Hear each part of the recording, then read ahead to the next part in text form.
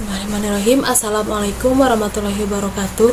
Kami dari kelompok 7. Di sini kami akan mempresentasikan hasil diskusi kami mengenai materi implementasi nilai-nilai Pancasila dalam setiap kehidupan bermasyarakat, berbangsa, dan bernegara.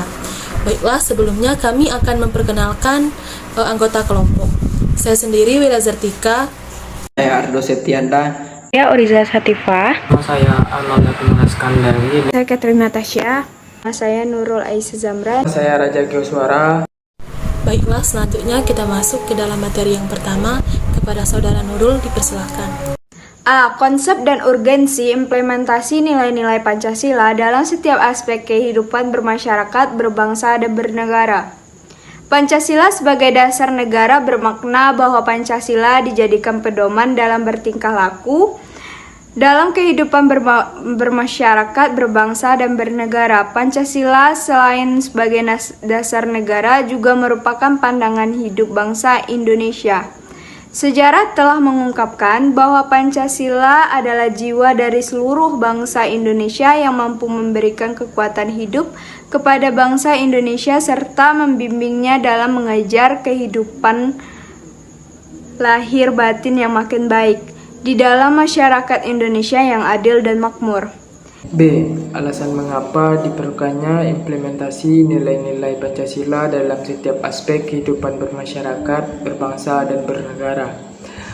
Pancasila memiliki kedudukan yang sangat penting sebagai dasar negara Indonesia. Alasan Pancasila sangat penting yaitu karena kita memiliki banyak suku, budaya, agama, dan bahasa.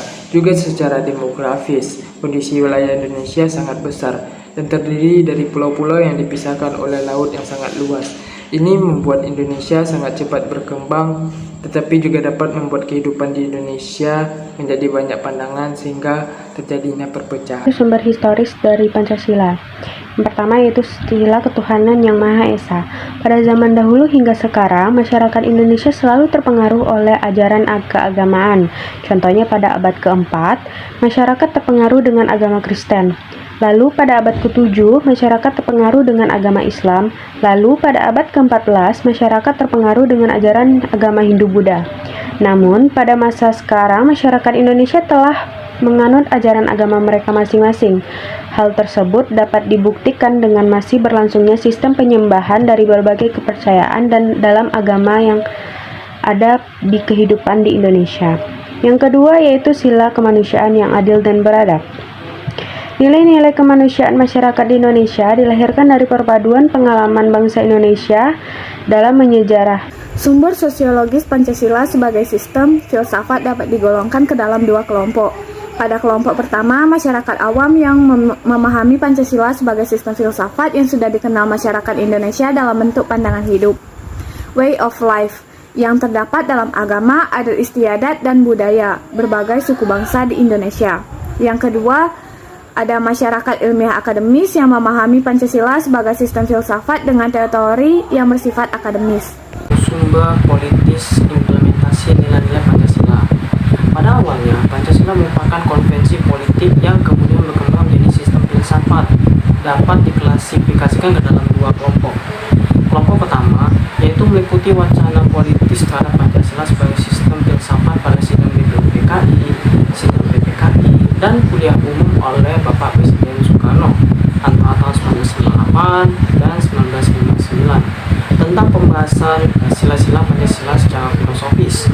Dan yang kelompok kedua yaitu mencakup berbagai argumen politis tentang Pancasila sebagai sistem filsafat yang disuarakan kembali di era reformasi dalam bicara politik oleh Bapak Presiden Habibie pada tanggal 1 Juni 2011.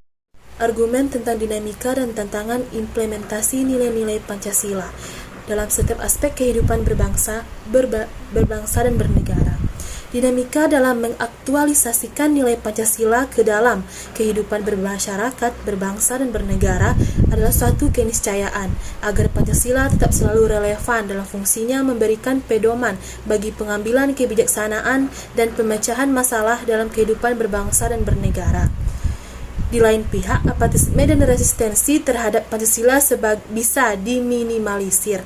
Substansi dari adanya dinamika dalam aktualisasi nilai Pancasila dalam kehidupan praksis adalah selalu terjadinya perubahan dan pembaharuan dalam mentransformasikan nilai Pancasila ke dalam norma dan praktik hidup dengan menjaga konsistensi, relevansi, dan kontekstualisasinya. Esensi dan urgensi implementasi nilai-nilai Pancasila dalam kehidupan bermasyarakat, berbangsa, dan bernegara.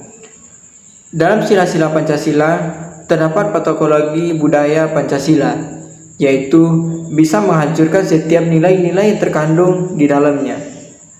Fenomena yang terjadi pada saat sekarang ini seperti korupsi, kerusuhan, dan moral yang bertentangan nilai-nilai Pancasila.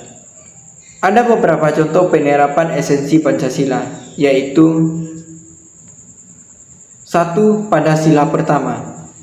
Pada sila pertama, rakyat Indonesia memiliki hak bebas untuk memiliki agama yang ia anut. Ia wajib menjalani tanpa adanya unsur paksaan, bebas melaksanakan kegiatan keagamaan dengan syarat tidak melanggar norma-norma yang ada. Yang kedua, esensi pada sila kedua. Pada sila kedua ini, majikan tidak sewenang-wenangnya terhadap pembantunya yang tidak berperi kemanusiaan. Esensi yang ketiga pada sila ketiga Pancasila yaitu tidak terlalu menonjolkan kebudayaan masing-masing untuk melihat siapa yang terbaik, tetapi dipelajari dan ikut melestarikan dengan syarat meyakini bahwa perbedaan itu merupakan suatu hal yang indah. Demikianlah presentasi dari kami, dan sepertinya tidak ada pertanyaan ataupun tambahan materi dari kelompok lain. Kami ucapkan terima kasih. Wassalamualaikum warahmatullahi wabarakatuh.